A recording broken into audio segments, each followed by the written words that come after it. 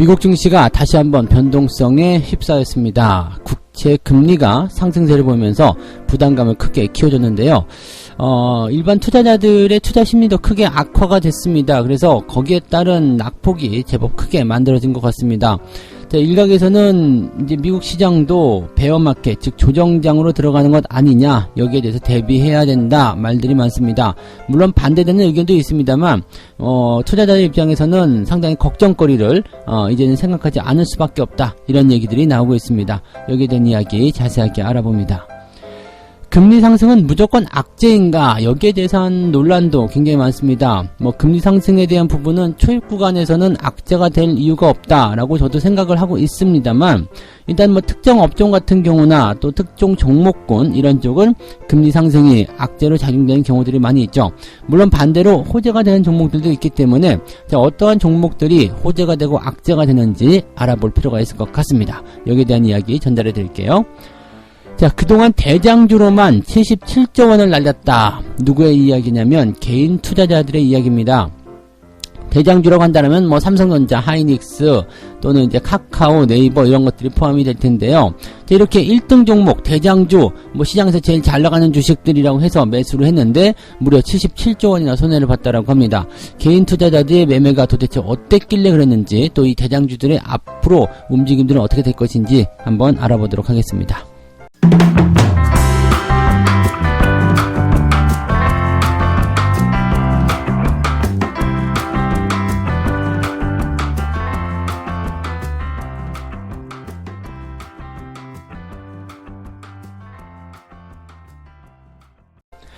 네, 반갑습니다. 오늘은 10월 5일입니다. 화요일이고요.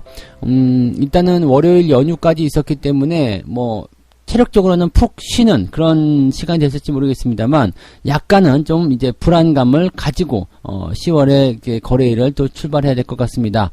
자, 지난 주말장에서는 미국 증시가 제법 괜찮았어요. 다우지수도 큰 폭으로 상승하면서 전체로 분위기는 좋게 만들었지만 10월 4일 이 월요일장의 마감이 그렇게 썩 좋지 못했죠. 결과적으로 본다라면은 다우지수 같은 경우는 이제 많이 올라간 시점에서 조금 떨어졌기 때문에 그렇게 큰 충격은 받지 않았습니다. 그냥 보합세가 계속 유지되는 모습이었다 보시면 되겠는데, 나스닥이 제법 큰 폭으로 하락하게 되면서 변동성을 좀 키우게 된 거죠. 다우지수는 마이너스 0.94 %가 이제 하락을 했고요. 나스닥은 마이너스 2%가 하락이 됐습니다. 다우지수는 장 초반에는 조금 상승세로 전환되기도 했었어요. 그래서 나는 괜찮아 라고 이야기하는 부분이 있었습니다만, 결국에는 이제 국채 금리의 상승이라든지 여러 가지 이슈들이 나오게 되면서 주가를 끌어내리는 그런 중요한 역할을 했다라고 보시면 되겠습니다. 지금 다우지수나 나스닥이 하락을 하게 된 이유는 여러 가지가 있습니다만, 일단 첫 번째는 국채금리, 그 다음에 경제 지표에 대한 부분들, 등등에 대한 내용들이 당연히 있겠죠. 그 다음에 헝다그룹이 이제 홍콩 거래소에서 거래 정지가 떨어졌어요. 그런데 이 부분에 대해서는 어떤 식으로 또 이야기가 나오는 것들인지 그런 것들을 같이 좀 알아보도록 하겠습니다. 자, 일단은 국채 금리에 대한 부분을 좀 알아봐야 되겠죠. 다우지수가 이제 최근 고점 대비 4% 정도 하락을 했고요. S&P 500은 5%, 나스닥은 지금 고점 대비해서 7.4% 하락했다라고 되어 있는데, 이 지수는 보통 이제 고점 대비 10% 이상 하락하게 되면 조정 국면에 들어선다라고 이제 구분을 한다라고 합니다. 그래서 시장 전체로는 이제 한 20%까지 빠지면은 이제 베어마켓이다라고 얘기를 한다고 하는데, 일단은 10% 정도 또는 그 이상 하락을 하게 된다라면 이제 조정 국면이다. 기술적 조정이든 추세적 조정이든 조정이 나오는 것이다 라고 얘기를 한다고 합니다. 지금 여러 가지 재료가 있습니다. 유가는 7년 만에 최고치를 경신했다. 인플레이션에 대한 우려감이 나타날 수 있겠죠. 또 10년물 국채 금리가 장 초반에 1.5%로 다시 올라갔다. 물론 마감 시점에서는 1.48로 마무리됐다라고 합니다. 근데 1.48이나 1.5나 그게 큰 차이는 없잖아요. 그래서 얼마 전까지만 하더라도 또 1.3%대 진입하게 되면서 괜찮아 라고 얘기를 했었던 부분이 있었는데, 다시 국채금리가 1.5% 또 올라가고 연말쯤 되면은 이제 2%까지 올라갈 것이다, 이런 얘기들이 나오고 있기도 하네요. 네. 그래서 지금 유가 같은 경우도 2014년 11월 이후에 최고치다. 지금 발 맞네요. 그죠? 지금 WTI 같은 경우가 지금 보니까 77.62달러네요. 상당히 높은 수치까지 올라온 것 같습니다. 그리고 브렌트유 같은 경우는 배럴당 82달러까지. 즉 유가 상승과 금리 인상이 이제 가장 큰 포인트라고 보시면 되겠는데, 이 국채 금리가 상승하는 부분들은 당연히 알고 계시겠지만 이제 그 기술주들에게는 상당한 부담감으로 작용을 하게 됩니다. 왜냐면 자금이 좀 많이 필요하잖아요. 원래 기술주들, 성장주들은 이제 자금을 융통을 시켜가지고 미래의 가치에 투자를 하게 되는 그런 업체들이 이제 뭐 기술주, 성장주, 그런 쪽에 좀 보시면 되는 거거든요. 그러니까 그런 쪽에는 이제 뭐 바이오도 속해 있을 테고요. 뭐 이런 부분들이 포함이 됩니다. 근데 자, 금리가 일단 올라가게 되면 자금을 조달해야 되는 수준에서 금융 비용이 더 늘어날 수밖에 없다라고 생각하셔야 되는 거거든요. 비용이 늘어나게 되면 이제 수익성이 줄어들게 되는 거죠. 그러니까 미래에 돈을 이만큼 벌 것이다 생각을 했는데 금융 비용으로 이만큼 뛰어간대요. 그러면은 이 생각했었던 기대 수익률이 미치지 못하는 경우가 생길 수밖에 없다라는 거 참고하셔야 될 것 같죠. 자, 유가 같은 경우가 올라가게 되면 어떻게 돼요? 물건의 가격이 같이 올라갈 수밖에 없습니다. 우리가 지금 보시면 아시겠지만 우리는 단순하게 자동차에 기름 넣는 거 이렇게 생각하시면 안 돼요. 유가가 올라가는 것은 이제 모든 생필품의 가격이 다 올라간다 보시면 됩니다. 우리가 뭐 옷부터 시작해가지고요, 뭐 플라스틱 제품들 전부 다 이 원유에서 뽑아내는 거잖아요. 원자재 가격이 다 올라가게 되는 상황이 벌어지게 되는 거고, 그런 상황이 된다라면 인플레이션에 어떤 영향을 줄 수밖에 없다는 얘기가 되는 거죠. 그래서 유가 상승도 굉장히 큰 그런 문제점으로 작용할 수밖에 없다고 생각하셔야 됩니다. 그래서 지금 인플레이션, 그 다음에 국채 금리 상승, 여기에 대한 어떤 부담감이 있는데 경기는 별로 안 좋아. 그러니까 스태그플레이션에 대한 우려감도 같이 나오고 있는 상태이고, 여러 가지 부분들이 이제 이중고, 삼중고를 가지고 있다고 생각하시면 되겠습니다. 그에 따라서 주가가 하락세를 좀 보였고, 또 기술주는 금리 인상과 영향이 많기 때문에 직접적인 하락이 더 크게 만들어졌다고 보시면 되겠습니다. 여기다가 또 한 가지 악재가 나온 게 뭐냐면 이제 헝다그룹 같은 경우 지금 중국은 국경절이기 때문에 중국 증시는 열리지 않습니다. 근데 홍콩 증권거래소는 이제 지금 열려 있거든요. 근데 10월 4일 즉 어제 홍콩 증권거래소에서 헝다그룹의 주가, 그리고 그 헝다그룹의 자회사 헝다물업이라는 이 기업의 주식 거래가 중단이 됩니다. 그래서 뭐야? 라고 얘기가 나온 거고, 지금 공시는 나오지 않았어요. 왜 주식 거래가 중단인지 공시는 나오지 않았거든요. 근데 보통 중국에서는 이제 이렇게 거래 정지가 떨어질 때는 어떤 식으로 나오냐면 뭐 중요 정보 사항에 대한 공시 예정 뭐 이런 식으로 얘기가 나오면서 그 주식 거래를 중지시키는 경우가 많이 있습니다. 그래서 뭐 그런 쪽에 좀 보시면 될 것 같은데, 이제 투자자들이나 이제 시장이 예측하기는 이렇습니다. 허성창전그룹이라는 데가 있대요. 이게 한문으로 써있지 않아서 뭐라고 할지 모르겠는데, 이 허성창전이라는 이 그룹이 있는데, 그 기업이 공시를 뭐라고 냈냐면, 홍콩에 상장된 기업의 인수와 관련한 발표를 앞두고 있다. 그래서 거래를 중단하겠습니다. 라는 이야기를 했다고 합니다. 지금 보면은 홍콩에 상장된 기업 인수를 하겠다라는 이야기를 가지고 유출을 들어가는데, 그럼 헝다그룹이 자회사의 헝다물업, 이 자회사는 헝다물업의 이 지분을 팔아먹겠다라는 쪽으로 이제 연결이 되는 거예요. 그러니까 새 회사가 지금 거래 중지가 떨어지면서 새 회사의 연결고리가 만들어지게 되는 거죠. 그러니까 헝다그룹이 허성창장그룹의 헝다물업의 매각을 진행하겠다. 자, 이 헝다물업 같은 경우는 지금 이 헝다그룹이 지분의 51% 정도를 이제 줄 것이다. 지금 60% 정도의 지분을 갖고 있는데 51% 정도를 허성청장그룹에게 주고, 그 다음에 뭐 금액은 한 6조 원 정도를 받아낼 것이다 라고 얘기를 한답니다. 그리고 경영권까지 다 넘긴다고 되어 있어요. 뭐 지분이 50% 넘어가게 되면 이때 경영권도 가게 되는 부분이겠죠. 그래서 지금 헝다그룹이 그동안 23일, 9일 이렇게 달러 이자를 지불하지 못했다라는 이야기가 좀 있었거든요. 그래서 거기에 대한 부분들을 해소하기 위함일 것이다 라고 되어 있고, 지난달 29일에도 은행 지분을 이제 매각하게 되면서 또 자금을 1조 8천억 정도 이제 그 확보를 했었죠. 근데 지금 보면은 이제 알짜 자회사들부터 이제 팔아먹기 시작하는 모습이 나타나니까, 이제 파산에 대한 부분보다도 이제 회사의 규모를 아주 축소시켜가지고, 이제 이런 그 부채에 대한 부분들을 이제 어떤 정도로 이제 좀 해소하겠다. 이런 식으로 가고 있는 것 같아요.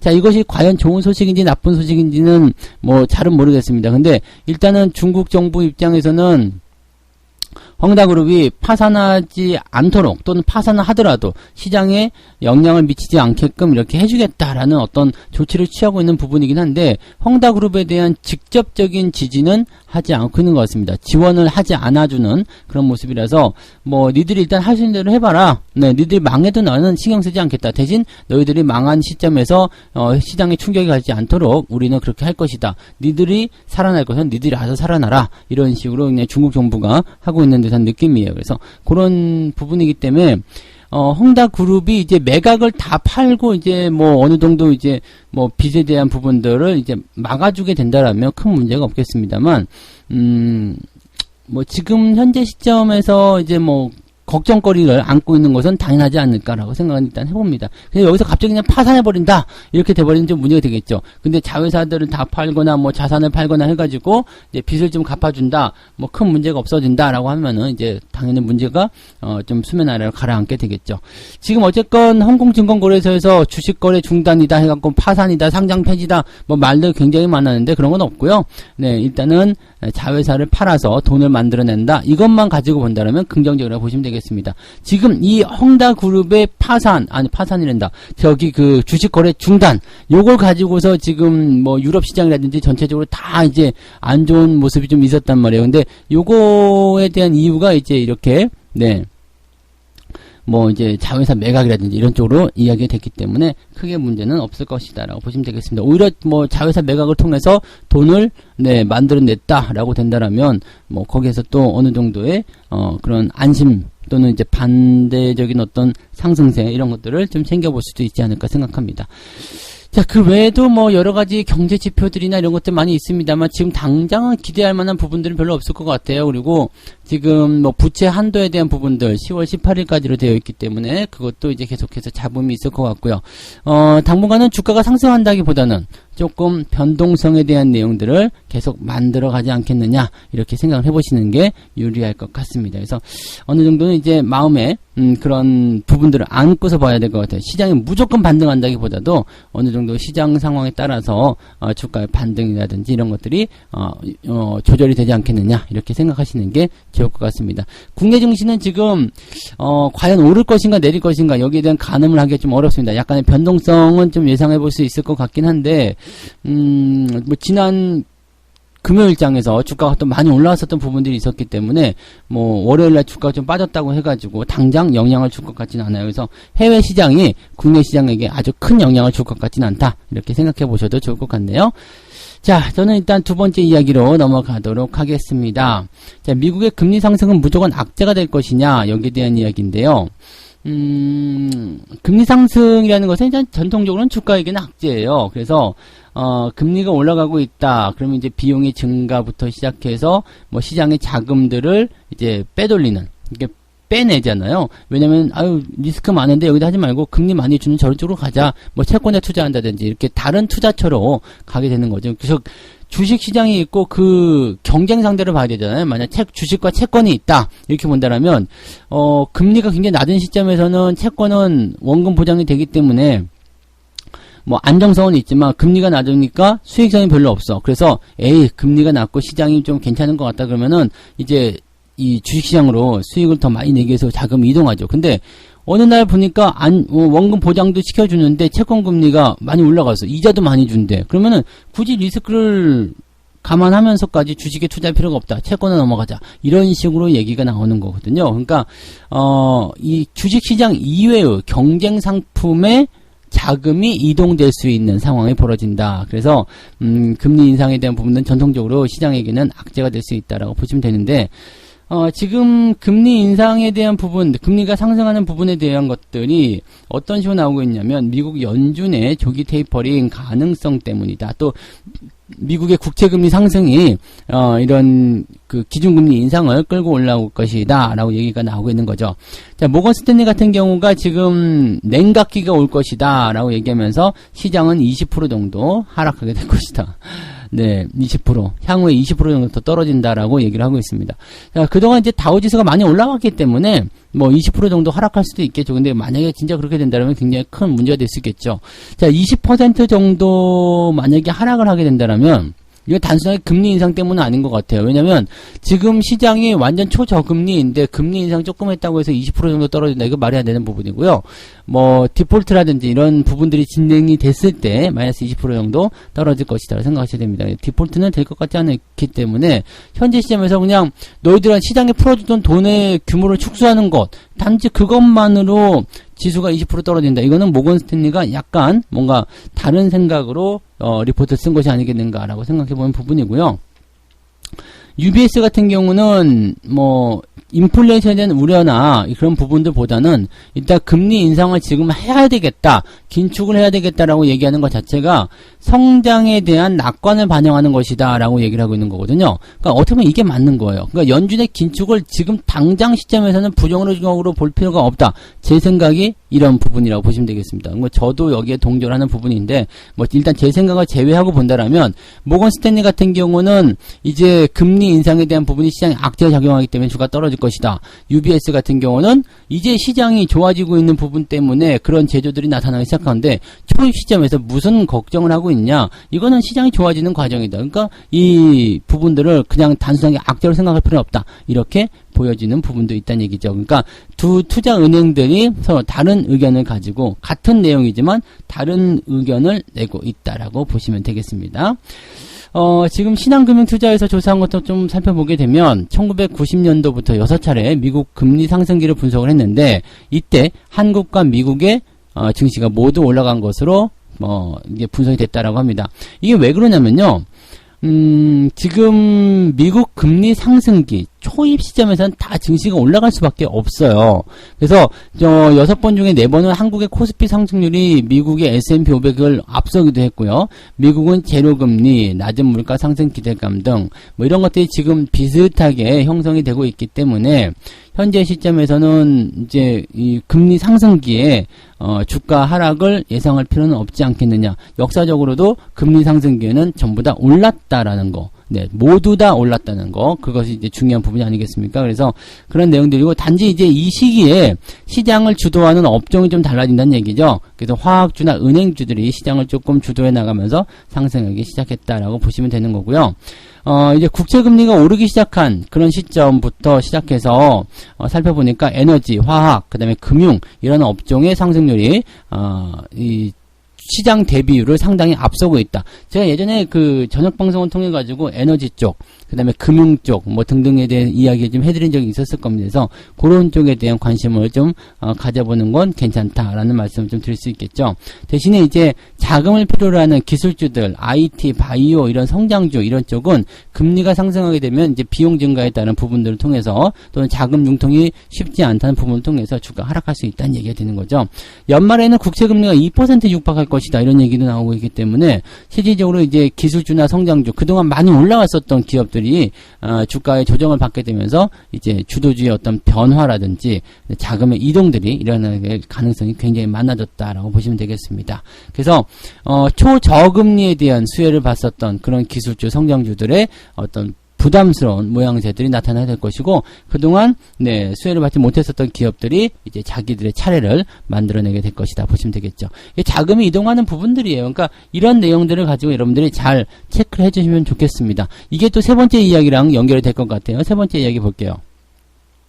대장주로만 77조 원을 날린 개미들 이렇게 되어 있죠. 삼성전자한테 깨지고 카카오한테 두들겨 맞고 뭐 여기까지만 있는 건 아니죠. 뭐 삼성전자, 카카오만 있는 것이 아니라 뭐 지금 보면 이제 배터리 관련한 주들도 상승하고 있는 모습이기도 하고요. 그 전에는 뭐 바이오, 뭐 키트, 뭐 등등 별의별 종목들은 다 올라갔죠. 시총 상위로 쭉쭉 치고 올라갔는데 걔네들이 다 뭐였냐면 다 성장주 기술주들이 대부분이었다는 얘기가 되겠습니다. 그래서 성장주 기술주들이 이제 상승할 수 있었던 배경에는 뭐 실적이 증가하다는 거 또는 현재 시장 상황에 맞춰가지고 거기에 맞는 실적 증가세를 볼 수 있었다라는 거 등등이 될 텐데 뭐 그런 기대감 통해서 주가가 많이 올라간 것은 뭐 괜찮습니다. 그런데 금리 인상에 대한 어떤 이야기 나오고 긴축에 대한 이야기 나오니까 이쪽에서 슬슬 발을 빼고 있기도 한다는 얘기죠. 또 그동안 주가가 많이 올랐기 때문에 거기에 대해서 차익 실현이 들어가는 부분도 있었고 또 현재 시장 상황에서는 이제 기술주보다는 다른 쪽에 들어가야 되겠다라고 생각하는 부분들이 있기 때문에 자금이 빠져나오기 시작하면서 주가가 쿵 하고 떨어지는 모습이 좀 나타나죠. 자, 이게 되게 재밌는 것 중에 하나는 주가가 많이 올라간 상태에서 차익 실현에 들어가려면 뭔가 악재가 나타나줘야 돼요. 아, 이거 기업은 참 좋은데 내가 이것 때문에 좀 팔아야 되겠네. 아, 시장 불안한 거 좀 그런데. 옛날 같은 경우는 이제 북한이 미사일을 쏜다든지 등등에 대한 이유가 있었습니다만 지금은 뭐 헝다그룹도 있고요. 그다음에 뭐 국제금리 상승이니 뭐 등등등 뭐 인플레이션이 등등등 여러 가지 또는 뭐 각종 국가들의 어떤 규제니 이런 것들을 통해 가지고 주가가 변동성을 보이니까 딱 팔아먹기 좋은 위치가 되는 거죠. 수익이 많이 난 사람들은 주가가 위쪽에서 변동을 좀 보이든 말든 관계가 없거든요. 일단은 팔아먹을 수 있는 상황이 벌어지게 되는 거고 또 가능하면 공매도도 때리는 거고. 그러면 거기에 방울방울 들어가 있던 개인 투자자들은 떨어지니까 물타기가 들어가고 손해를 더 많이 보게 되는 그런 상황으로 가게 되는 거죠. 그러니까 대장주 지금 대장주 많이 올랐다. 그런 종목들 시총 상위에서 뭐 좋은 종목이야, 뭐 이게 성장성이 크게 나타나 이렇게 뉴스에 나온 종목들은 여러분들이 매매를 하지 않으셨으면 좋겠어요. 네, 뭐 당장은 좀 더 올라갈 수 있거나 또 좋은 기분을 느낄 수 있겠습니다만 그냥 단지 그 분야에 좀 보시면 될 것 같아요. 그래서 그다지 권장하고 싶은 내용은 아니라고 좀 보여집니다. 뭐 LG화학 같은 경우도 마찬가지죠. 네, LG화학 같은 경우도 고점 대비 많이 내리기도 했었고요. 그러니까 그런 부분들 사람들에게 계속적으로 뭔가 푸시업을 해주는 언론이나 이런 데 계속 나올 거예요. 막 푸시해주고 막 이런 거. 삼성전자, 카카오, 뭐 하이닉스 등등등이죠. 뭐 계속 나올 겁니다. 근데 이런 쪽으로 여러분들이 계속 매수를 들어가게 된다면 당연히 거기에서 피해가 커질 수밖에 없죠. 개인들이 가장 많이 산 주식들이 보면은 그런 주식이거든요. 자, 1월 달부터 시작해가지고요. 지금까지 대형주 같은 경우는 1.6%밖에 안 올랐다. 대신에 중형주, 소형주들은 17.7%, 22.7% 상승을 했다라고 되어 있습니다. 그러니까 이게 최근 들어서면서 이제 주가가 하락이 일어나면서 변동성이 좀 커지는 모습이 좀 있으니까 이렇게 된 거지. 올 연초부터 시작해가지고 대형주 다 갖다 집어버리고 중소형주 대응하신 분들은 어떻게 본다면은 연간 수익률 같은 경우는 지금 거의 뭐 수익률 좀 반납하는 수준이 됐겠지만은 뭐 손실률이 커지지 않았거나 아니면 아직도 수익 중이거나 그런 상황이 나타났을 가능성이 높다는 이야기죠. 자, 그러면 지금은 여러분은 뭘 해야 되겠어요? 중소형주를 막 사야 되겠습니까? 또 소형주 막 사야 되겠습니까? 이렇게 생각할 수도 있겠습니다만 또 그렇지도 않아요. 왜냐면 대형주들이 지금 세일 구간에 들어가고 있는 상황이 되는 거잖아요. 그러면 항상 이건 역발상으로 가야죠. 여러분들이 처음에 대형주 살 때 무슨 마음이었어요? 대형주가 막 올라가고 이쪽으로 가야 된다 생각하니까 또 그쪽으로 많이 갔을 거 아니에요. 그러면은 지금은 어때요? 중소형주, 특히 소형주 쪽의 움직임들이 빠득빠득 움직이고 또 거기서 파생된 어떤 테마주들이 올라가니까 그쪽으로 막 투자하고 싶잖아요. 그러면 대형주 팔아가지고 소형주로 넘어가죠. 그러면 또 물리는 거죠. 그러니까 지금 같은 경우는 대응하기가 그럼 어쩌라고요? 이렇게 말씀하실 것 같긴 한데 지금은 그냥 대형주에 물려 있으면 거기에 맞는 업종이 이게 이 업종이 과연 그런 것인가 또는 이제 지금 현재 위치에서 주가가 더 많이 떨어지게 될 것인가 아니면 저점권인가를 꼭 생각하시고요. 상투에 있는 종목이 아니면 굳이 팔 필요가 없습니다. 그냥 대형주라는 이유만으로 팔아먹으면 조금 억울하다는 이야기죠. 그리고 대형주라고 하더라도 이제 수혜를 받고 올라갈 기업도 있어요. 배당주부터 시작해서 아까 전에 말씀드렸던 뭐 에너지라든지 뭐 그런 종목군들 금리 인상에 대한 수혜주들 그런 것도 올라갈 수 있거든요. 그러면 그런 것들은 이제 우리가 매수를 또 해줘야 되는 입장인 거죠. 저는 지금 현재 시점에서는 중형주까지는 뭐 큰 문제 없을 것 같아요. 근데 소형주 쪽으로 투자하는 부분들은 상당한 리스크를 동반할 것 같고요. 이쪽에서 이제 수익이 낮다 그러면 차익 실현을 통해 가지고 대형주 쪽으로 조금씩 옮겨오는 거. 그런 부분도 괜찮을 것 같아요. 다만 대형주 쪽 매수를 한다고 하더라도 어떻게 해야 돼요? 소량 접근을 통해서 천천히 시장 상황을 보면서 대응하셔야 되겠죠. 한꺼번에 와장창 집어넣고 또 물려서 고생하다가 그렇게 올라가면 재미없을 수도 있죠. 분할 매수로 철저히 접근하시기 바랍니다. 자, 그럼 지금 물려있는 사람들 어떻게 해요? 물려있는 사람들은 그냥 기다리시는 게 가장 좋은 방법입니다. 물론 이제 너무 고점이다. 지금 이제 꺾이기 시작하는 자리다. 그러면은 차익 실현도 같이 병행할 필요가 있습니다만 지금은 주가가 많이 내려온 시점이기 때문에 이 정도 내려갔으면은 이제 막 조정에 들어가는 그런 종목을 갖고 계신 분들은 없을 것 같아요. 많이들 이제 손실 보고 있거나 또 주가 끌려 내려갔기 때문에 지금 같은 시점에서는 그냥 버텨주는 거 그것도 좋은 전략이라고 생각하시면 되겠습니다. 자, 이렇게 해서 오늘 3가지 이야기 전달해 드렸네요. 3가지지만 이제 한 4가지, 5가지 된 것 같은데 국채금리가 상승세를 보이면서 미국 증시는 하락세를 보였다 이런 얘기가 있는데 일단 국채금리에 대한 부분들은 말이 많긴 합니다만 국제금리가 일단 올라가는 부분들은 인플레이션에 대한 영향도 있을 수 있고요. 그 다음에, 지금 경제지표들 같은 경우도 상당히 좀 불안정한 그런 상황에 있어서, 미국의 지금 현재 주가 상황 자체가 그동안 많이 올라갔기 때문에, 어느 정도의 조정이 좀 들어갈 수도 있다라는 얘기들이 나오고 있기도 합니다. 자, 근데 헝다그룹 같은 경우는 이제, 그냥 주가 거래 정지가 좀 떨어졌는데 그 부분은 자산을 매각하기 위함이기 때문에 오히려 이런 부분들은 자금 확보를 통한 부분으로 해서 긍정적으로 해석이 될 수도 있을 것 같긴 합니다. 헝다그룹의 주가가 그동안 고점 대비 80% 떨어졌어요. 80% 떨어졌기 때문에 더 이상 떨어질 데도 없을 것 같고, 그래서 어쨌건 지금 현재 시점에서는 이제 헝다그룹이 살아나기만 한다라면 80%나 떨어진 지금 시점이 어떻게 보면 또 괜찮을 수도 있지 않겠느냐라는 생각도 좀 해보실 수도 있을 것 같기도 하고요. 자, 어쨌건 악재가 있긴 있습니다만 그렇게까지 심각하게 받아들일 만한 그런 부분은 아닌 것 같고요. 그냥 그러한 이유가 있었구나 정도로만 생각하시면 좋을 것 같습니다.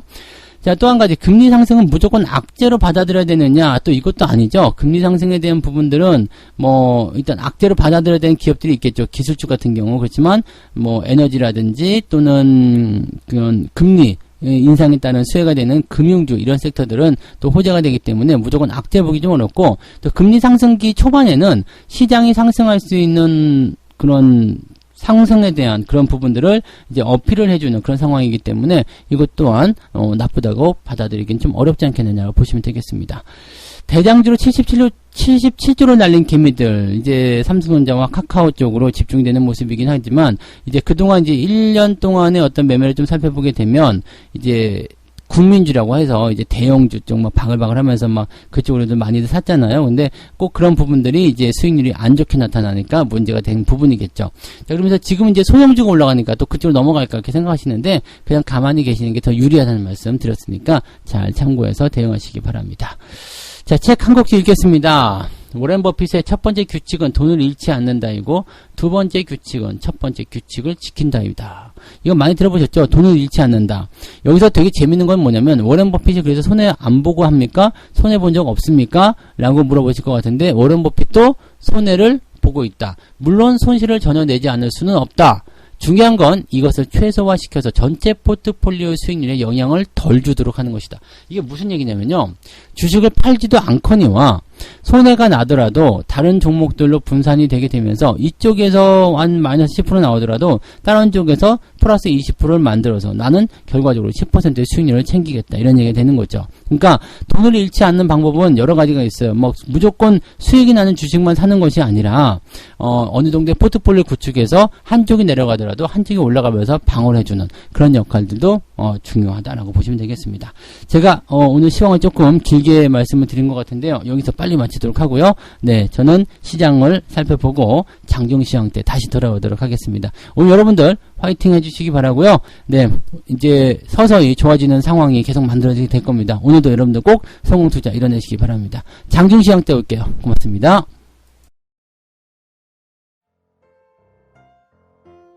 본 방송에서 제공되는 모든 정보는 투자 판단의 참고자료이며 투자의 최종 책임은 본 방송을 이용하는 본인에게 있습니다.